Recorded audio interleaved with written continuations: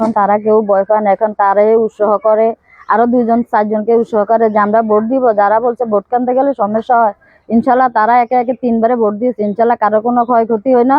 এখন তারাই উৎসাহ করে, তারা ভোট দিবে, ইনশাল্লাহ আরো ভোট যাবে, তারাই আমাদেরকে ভোট দিয়েছে।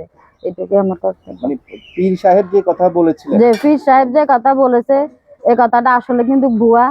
পীর সাহেব যে বলছে আপনি পর্দাশীল হয়ে সবকিছু করেন, আপনি যে হাট বাজার যাইতে পারেন, তাহলে আপনি ভোট না বাংলাদেশের নাগরিক হিসেবে আপনার প্রমাণ কি?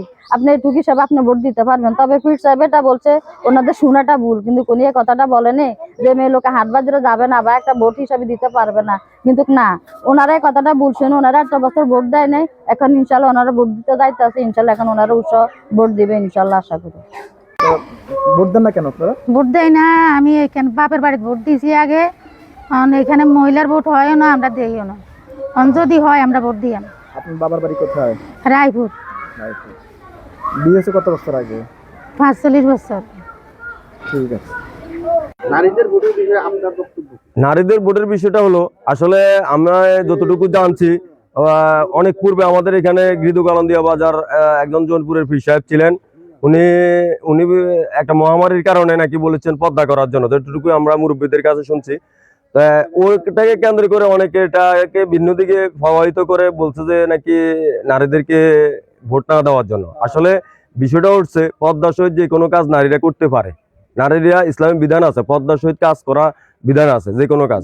তা আমার হলো যে নারীরা সরকারি যে কোনো সুযোগ সুবিধা ওনারা নিতে পারে, পরিষদে যাইতে পারে, বাজারে যাইতে পারে, বিভিন্ন অফিস আদালত করতে পারে। তো শুধুমাত্র শুধু ভোটের জন্য নিষেধ করছে এমনটা নয়।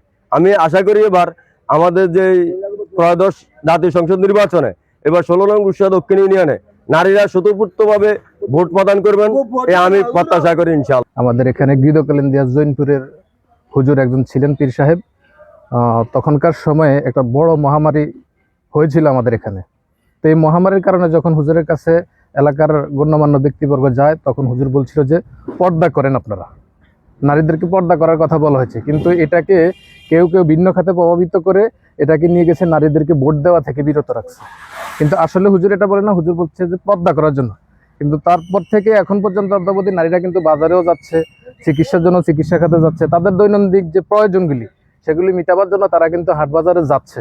কিন্তু শুধুমাত্র ভোটটা দেওয়া হচ্ছে না, শুধু এই একটি কারণ, এটাকে ভিন্ন খাতে যে কেউ কুচক্রী মহল এটাকে ভিন্ন খাতে প্রভাবিত করেছে যে নারীরা ভোট দিবে না। কিন্তু আসলে হুজুরের কথা ছিল যে নারীরা পর্দা করবে। এই তো এখন ইনশাল্লাহ এই সাম্প্রতিক সময়ে রাজনৈতিক দলগুলি অনেক চেষ্টা করতেছে নারীদেরকে ভোট কেন্দ্রে আনার জন্য, উদ্বুদ্ধ করতেছে বিভিন্নভাবেই। আশা করি এবার ইনশাল্লাহ নারীরা ভোট কেন্দ্রে আসবে বিগত দিনের চেয়ে অনেক বেশি ইনশাল্লাহ, এবং ভোট দিবে। শুনছি পরে আর কি, এই পর্যন্ত। তারপর থেকে আমাদের 16 নম্বরে মহিলা ভোট দেওয়া হয় না, কিন্তু মহিলা ভোট দেওয়ার নিষেধ না, কিন্তু এই পর্যন্ত ভোট দেওয়া হয় না। তবে আমরা আশা করি এবার আমাদের 16 নম্বরে মহিলা যারা ভোটার আছে এদেরকে ইনশাল্লাহ উপস্থিতি বাড়ানোর জন্য, ভোট কেন্দ্রে আনার জন্য আমরা সর্বোচ্চ চেষ্টা চালাই যেতেছি ইনশাল্লাহ। এবার আশা করি আমাদের এখানে মহিলারা আসবে এবং তারা ভোট প্রয়োগ করবে ইনশাল্লাহ।